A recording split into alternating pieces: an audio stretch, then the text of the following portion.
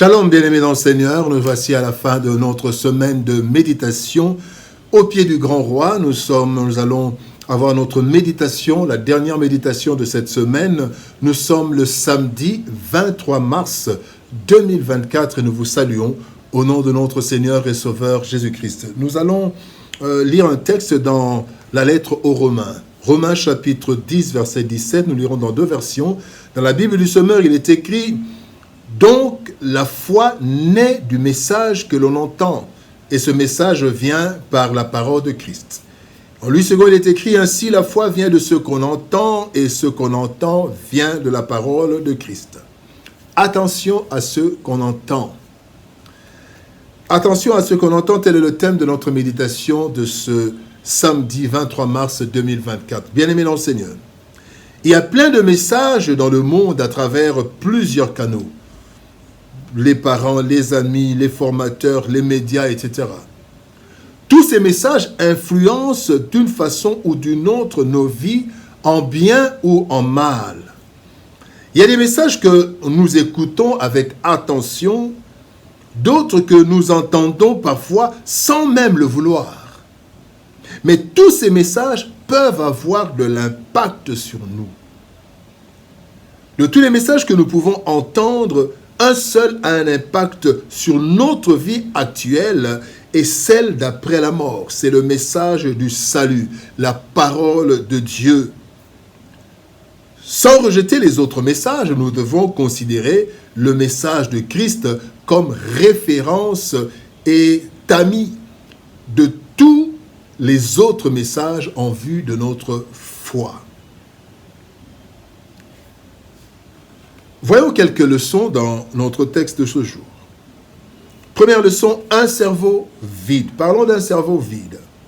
1 Timothée chapitre 6 nous dit, verset 7, 1 Timothée 6, 7 nous dit, « Nous n'avons rien apporté sur cette terre. » Bien-aimés dans le Seigneur, tout ce que nous avons comme connaissances et informations, nous l'avons acquise par des différents canaux de transmission. À la naissance, nous n'avions aucune information, aucune connaissance. De ce fait, ce que nous entendons peut être bon ou mauvais selon la source. Nous ressemblons un peu à des ordinateurs de marques identiques, mais avec des systèmes et des applications différentes. Toute notre vie, nous emmagasinons des informations qui nous forgent, positivement ou négativement, d'où l'adage « l'homme est né bon, c'est la société qui le corrompt ». Jean-Jacques Rousseau dit cela, il n'a pas tellement tort. Parce que si spirituellement, l'homme est pécheur dès sa naissance, le caractère et le comportement ne sont pas innés. Et le livre des Proverbes en parle, surtout au chapitre 1er. Par exemple, au verset 4, Proverbe 1, 4, il est dit « Ces proverbes donneront aux gens sans expérience le bon sens et aux jeunes de la connaissance et du jugement. » Parce qu'ils n'en avaient pas, ils sont nés avec un cerveau vide. Et ils ont emmagasiné beaucoup de choses, année après année, jour après jour. Et il y a de mauvaises choses que nous avons emmagasinées et de bonnes choses, parce qu'en fait, il n'y avait rien dans la tête. C'était vide.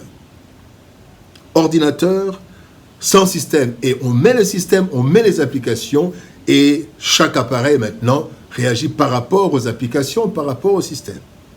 La deuxième leçon que nous voulons voir, c'est tout ce qu'on entend. Dans Marc chapitre 8, verset 15, la Bible dit « Or Jésus leur recommanda, faites attention, gardez-vous du levain des pharisiens et de celui d'Hérode. » Et là, quand vous lisez le texte, la suite, il est dit que Jésus-Christ faisait allusion à l'enseignement. Donc, au message que les disciples recevaient d'Hérode ou les messages qu'ils recevaient des pharisiens. Ce qu'on entend, bien-aimés, nous façonne. Malheureusement, les oreilles n'ont ni porte, ni fenêtre pour sélectionner ce qui sera entendu.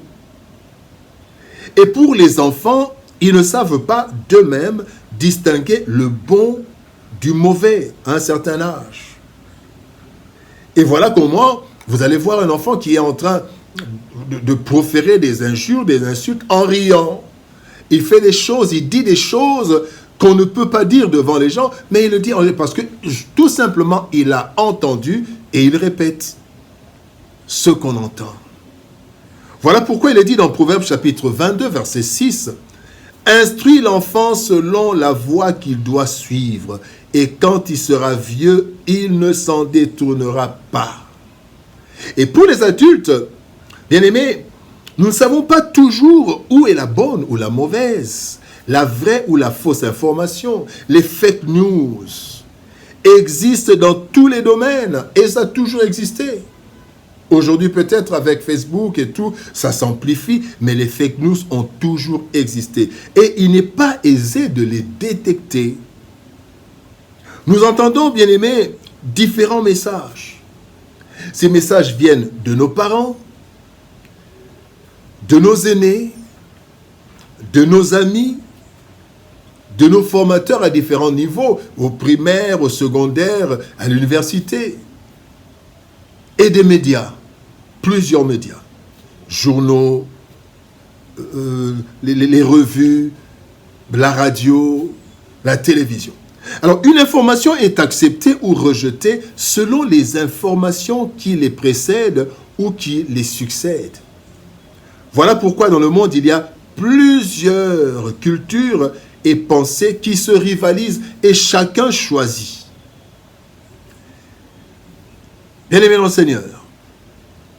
Et parmi tous ces messages, il y a le message du salut. Les Saintes Écritures. Selon Romains 1,16 dit, l'évangile c'est une puissance de Dieu pour le salut de quiconque croit. Mais il faut entendre le message de Christ. Voilà pourquoi la troisième leçon, c'est le message de vie. Colossiens chapitre 3, verset 16 nous dit que la parole de Christ habite parmi vous abondamment.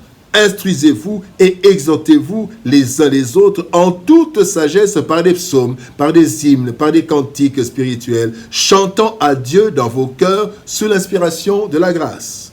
Parmi les piliers de l'Église primitive, bien-aimés, avec les apôtres, le premier pilier, c'était l'enseignement. Selon Actes des Apôtres, chapitre 2, verset 42, il est dit « Il persévérait dans l'enseignement ».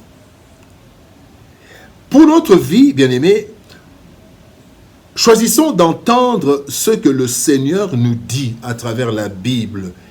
Parce que selon 2 Timothée, chapitre 3, verset 16, il est dit « Toute écriture est inspirée de Dieu et utile pour quoi ? Pour enseigner, pour convaincre, pour corriger et pour instruire dans la justice. » Par-dessus tout, il est écrit, dans Romains chapitre 10, verset 17, « La foi naît du message que on entend. Et ce message, c'est le message du Christ. » Donc, les messages des Saintes Écritures nous apportent le salut et constituent un tamis pour toutes les informations reçues ou à recevoir. Bien-aimés dans le Seigneur, tout ce qu'on entend a un certain impact sur notre vie. En venant sur cette terre, bien-aimés, notre cerveau est pratiquement vide et l'environnement se charge d'y placer plusieurs données sous forme de messages, audio, visuels, écrits et autres. En grandissant, nous avons l'obligation de sélectionner les bons messages et d'écarter les nocifs dans la mesure du possible. Et un seul message influence notre vie positivement, présentement et dans le futur et même dans l'au-delà, c'est la parole de Dieu. Cette dernière, la parole qui apporte la foi et la vie éternelle, doit être pour nous la référence et le tamis de tous les autres messages. Attention à ce que nous entendons. Prions. Éternel Père de gloire, Dieu Tout-Puissant, merci pour ton amour et ta bonté. C'est toi qui nous rappelles et qui nous dis, Seigneur de gloire, que nous recevons plusieurs messages, des bons et des mauvais. Mais comment les distinguer? C'est avec le message de Christ.